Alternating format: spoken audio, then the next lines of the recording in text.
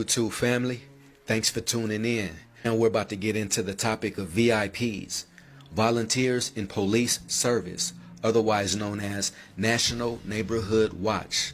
And we're going to talk about how they play a role in targeting individuals, gang stalking, community harassment, and unjustified surveillance. Real quick before I get into the topic, I want to thank all my new subscribers. Thanks for tuning in. I also want to state for the record that I don't claim to have all the answers. All I have is my experience, my knowledge, and my research that's brought me to these justified conclusions. So I want to tie it all in together with a few of my other videos when I just walked through my neighborhood and I showed you the neighborhood watch sign, and also in my very first video when I talked about the lies, myth, and deception factor. So because a lot of people think these people are angels or aliens or demons or whatever the case may be, but what I think they are people working in volunteers in police service and other agencies. So let's just deal with this one really quick. And right off top, you see it's funded by the Bureau of Justice and the Department of Justice, right? Now let's get into relationships to community and policing. This is important. The Volunteers in Police Service program is a logical outgrowth of a growing trend of community policing initiatives nationwide. So they're doing this everywhere. Community or problem-oriented policing programs have built strong bridges between law enforcement agencies and citizens they serve. A logical expansion of this collaboration is to allow citizens to engage with their local law enforcement agencies to work together even more closely in enhancing policing services. Now, once you understand how the Patriot Act and the Justice Department all play a role in gang stalking and targeting individuals, you'll understand how these people are able to get away with this, and they have all this information at their disposal. They're working with the police, the regular people in the community, and wherever you go, you can move anywhere. You see that sign, they're close by, trust me. And they get your information as soon as you touch down wherever you're going. Now, if you take a look at their website, you can start your own neighborhood watch program, or you can locate one. That's crazy, right? So when I had lived in Texas, my neighbor confronted me one day and told me that the block watch captain had asked neighbors to whistle if I was seen. And I would notice sometimes they would run out of their houses and walk up to me and whistle one time. I noticed these people were frequently visited by cops every single year when they had their national night out. It was a group of people which had harassed me, which would get together. So I went to police, sheriffs, state agencies seeking help because the harassment was relentless, and these people would even come into hospitals wearing black suits, thin black ties, and black shades, driving in black SUVs. And the contractors they utilized, a lot of them were making way over 6 figures and driving exotic cars. The harassment was so bad that I could not go shopping without being harassed, and I started noticing that some of the contractors which harassed me had been listed as operating under Exemption 6, which means top secret. These were people which were foreigners in the IT field, veterans running small businesses, even Mexicans, which just did landscaping for a living. So I moved here to Florida, and I go to a Mexican restaurant with my family. And I sit in the outside area where the bar is at, and we order some food and 2 drinks, and a lady walks in and sits right next to me and says, "Volunteers in Police Service." She buys no food and she has no drink in her hand or there. And a man comes in seconds later wearing a black suit, and he sits down. He just stares at me while eating. The lady never came out of the bathroom. We were there for an hour. When I drove off, she still was in there. So I go back there a week later, and a group of cops are there across from my family, and one of them stands up from the booth and goes, "Psst," and looks right at me. I started getting harassed by my neighbors, and they were all wearing blue. And I shared pictures of the event in a different video on this channel, and I have some more videos I haven't shared for certain reasons, and it's pretty bad. It shows these people's tags, their connections, and they're all veterans. And some of them have businesses at the Small Business Opportunity Center here in the Orlando, Florida area. And they're allowed to receive contracts from federal agencies, just like volunteers in police service, senior triad groups, which operate nationwide. They can work separately from sheriffs as contractors. I started being harassed by veterans tied to VFW, American Legion. In 2014, I started getting harassed so bad that I could not even go to the beach. And these women would show up as a group with university logos. Some of them had business logos, retired veteran or disabled veteran stickers or tags. And it was then that I knew that I wasn't going to be able to enjoy my environment. I was being harassed by ex-military, active duty in the surrounding area. So I moved to Albuquerque, New Mexico, and I was getting harassed by groups of women, and I confronted them. And I was like, "Ma'am, why are you guys doing this?" They're like, "We're doing community policing." And then they left. Then I started being harassed as I exited hospitals, and I would be confronted and questioned.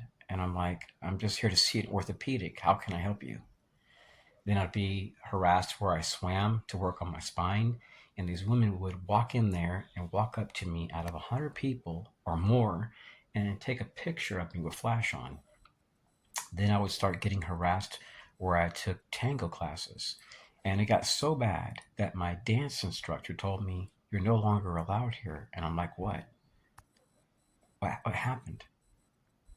And they're like, "These people here are making accusations." I'm like, "I just moved here from Florida." So I moved to Texas, and the same thing happened. Now I'm in Central Florida. So there are many components to this program, and there are people which are utilized as pawns, thinking, "Oh, we're helping the community." And this is beyond anything that you could imagine. They are unions, there are corporations which are doing this. And I'm not making any accusations towards this one group, but this is to give you a general idea of how these activities could occur and how somebody could be stalked and not know what's going on and be fearful. Because stalking can cause somebody to be in a state of fear, especially when it's dark at night, you're playing bingo, and you see somebody's telling you on the way to your house, honking the horn and leaving. So there are things that occur behind the scenes at times through these programs that we really don't know about, because those which police people at times or do surveillance, they want to get more contracts. And if they can get people off the street or entrap them, that could be more contracts for them. So it's really a business. Diversity and inclusion is based on grants, government procurement, and then 8A business vendors. They'll take contracts from the CIA or anybody because they want to be sustained. Just like targets, they want to be sustained. They want to survive and thrive. But they're coming against people which want to disrupt their life. After reaching out to federal agencies and being denied any investigations and receiving blacked out reports which were redacted, I reached out to the Chinese government because I had contemplated declaring political asylum overseas. And since I had gained credentials to teach, I was looking at that country because rent is affordable. They were also offering free apartments for teachers and a salary. So I had reached out to the embassy and for people that are Chinese, and they took, all you had to do was land at the airport and go to the nearest police department, or if there was police there, just confront them and say that you wanted to seek political asylum. That's the procedure there. unless you go to the United Nations in China and seek help from them, from their office. So I had recorded in Texas, and I made an affidavit. It was notarized by a bank manager there that I had been harassed by Sheriff Association members and a variety of other groups. So the people that were doing this to me, according to this one lady, I have all her information. She's a contractor. She is a retired U.S. Air Force nurse. She said their goal was to make me sick, and that was it. That was their only intention, was to make me sick, nothing else. The most dangerous type of perpetrator that a target will deal with is an order follower. And these people will go out of their way to torment you, typically because they're getting paid some money. It's not to stop crime. It's not to stop terrorism. So some of these people will confront you in a combative manner because they're hoping to provoke a response because you've gained some dirt on them. And typically this happens when a target has not reacted for many years, sometimes decades. So what they do is they do all these activities secretly, and they ensure that you understand that when you go to police, they're not going to help. So now you don't go back to them, and you're for years being harassed. When you deal with these types of people, which would kill people, that have gone overseas and killed people, I'm not saying anything bad about our veterans, but if you've ever been to like a get-together or a barbecue with someone, you ask them, why did you kill people overseas? Some of them will tell you, I don't know. Or I did it for my country. I did it to survive so that way I could provide a future for my family. Well, it's going to be the same way with you if you died from a stroke or heart attack due to many years of systematic harassment. A lot of these people will be like, oh, I did it for my country. I did it to protect people. But they did not know you. They never even took not even a minute of their time out of their life to say hi or to figure out your side of the story. So when you're in this, these people see that what they're doing is like an operation.